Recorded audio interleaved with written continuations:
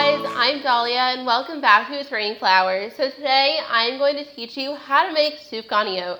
Sufganiyot are the classic Hanukkah dessert. They're basically jelly donuts. You can fill them with all different things as well, and they are just super delicious.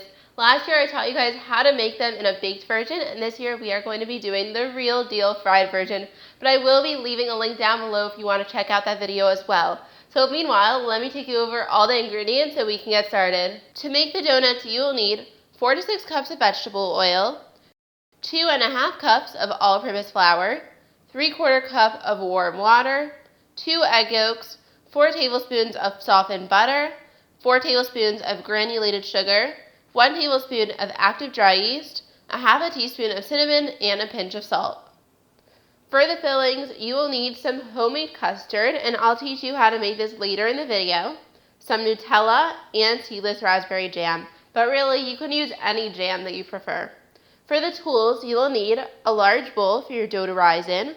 You'll also need a dough hook, which will go onto the electric mixer, a rolling pin, a clean dish towel, a candy thermometer, a ladle, 1 to 3 piping bags, 1 to 3 filling piping tips, 1 to 3 couplers, a 2½ to 3 inch in diameter circle cookie cutter, and some paper towel.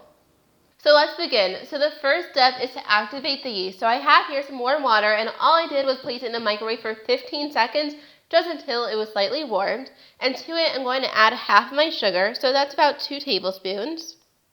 And then the dry active yeast is going to go inside. We're going to mix this together briefly and then just set it aside for 10 minutes just until it starts to bubble and become really foamy. And that will mean that your yeast is activated and you're ready to move on. So let's just set this aside and continue. So I have here a bowl of an electric mixer, and we have the dough hook. And to it, I'm going to add in the flour, salt, and cinnamon. Oh, and I can't forget the sugar as well, the rest of the sugar. We're just going to whisk this up to break up any lumps that are in here and just to get everything well combined. Then we're just going to dump in the egg. So I'm just going to use a handy rubber spatula to put it inside. And we're going to place this onto our electric mixer. So now my yeast is activated and it looks so nice and foamy. So we're just going to put it into the bowl. At this point, we're going to mix it for about 2 minutes just until everything comes together, and then we'll add in the butter. In the beginning, you will need to scrape down the bowl a few times because the flour tends to build up on the side of the bowl and doesn't always get incorporated into the dough. Okay, so this is looking good. My dough's starting to come together. There still is a little bit of flour, and it will look really dry at this point, but just continue to mix it. So now let's add in the butter, just a little chunk at a time.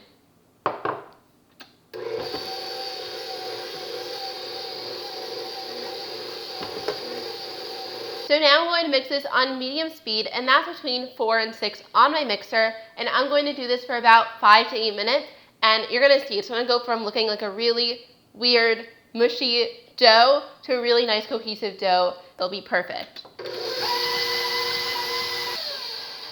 And keep in mind, you may need to scrape down the sides of the bowl for this every so often as well.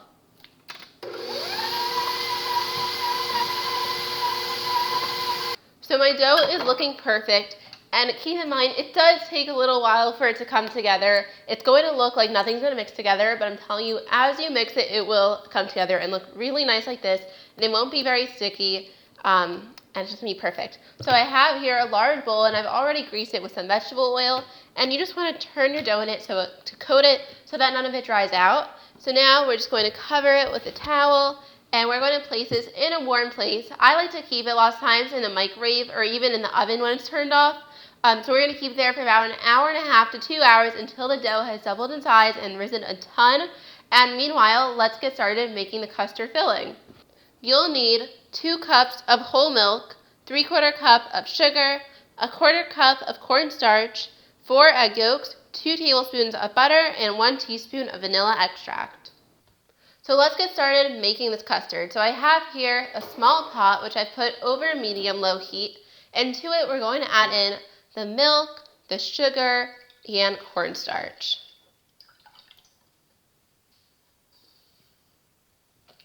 Oops.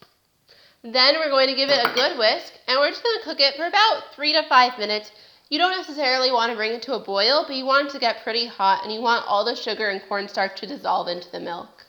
So while that cooks, let's get whisking the egg yolks. So I'm just going to transfer them into a bit of a larger bowl. And then we're just going to use the whisk and whisk them up. So at this point, my milk mixture is heated through really well, and it's just pretty warm and kind of hot. We're going to pour half of it into the egg yolks, and we're going to whisk it as we pour it, because this is tempering it. And we do this so that we don't scramble the egg yolks by adding them straight into the milk mixture. And we're just going to mix this up for a few seconds, just until it's all combined. And now we're going to take this and pour it back into the milk mixture and whisk this all together. So now I'm going to mix this for about 3 to 5 minutes, and you want to stir it constantly. So once it starts to thicken, we're going to add in the vanilla extract and just whisk until it's combined. Then we're going to take this off the heat once it starts to bubble, because it's really dangerous, it could blow up in your face. And we're going to add in the butter, and this should just melt right in. So this is looking excellent. After I whisk the butter in, I'm going to pour this entire mixture into a glass bowl, cover it with some plastic wrap directly onto the custard, and place it into the fridge to cool for about 2 to 2.5 hours. And then after that, we will begin shaping the donuts and frying them up. So my dough has risen perfectly, and guys, take a look at that. It looks great. So now what you want to do is just make sure your hands are clean, and we're going to punch it down. So I have here a little bit of extra flour, and I'm just going to dust it onto my counter. You don't really need it, but just in case your dough is sticky, I recommend it. So we're just going to punch this down for a few more seconds, and then we're going to start rolling it out. So I like to first flatten it into a disc, then grab my rolling pin, and yes, I know my rolling pin is a little bit broken, and we're just going to roll it out. So I like to roll it one way, then turn the dough, and roll it the opposite way. So we're going to roll these out to about 1/4 of an inch thick. And I'm just going to use my cookie cutter and cut out as many as I can. And then we're just going to transfer it onto the parchment paper. And just make sure they're spread out about 1 inch apart from each other, because they do grow a lot and you don't want them banging into each other and then sticking. So we're just going to do it like this. So I'm going to continue to roll these out until I have used up all of the dough. And then, if you have just a little bit of dough left over, just roll it into a ball, flatten it a little bit, and just put it onto the parchment. So I'm going to cover these with towels as well. I'm going to grab a second one. And we're going to let these rise for about 25 minutes, and then we'll start frying them. So the donuts are all ready, and now we're going to begin frying them. So I have here a pot filled with all the oil that I showed you before, and I brought it up to 350 degrees Fahrenheit, and that took about 8 to 12 minutes.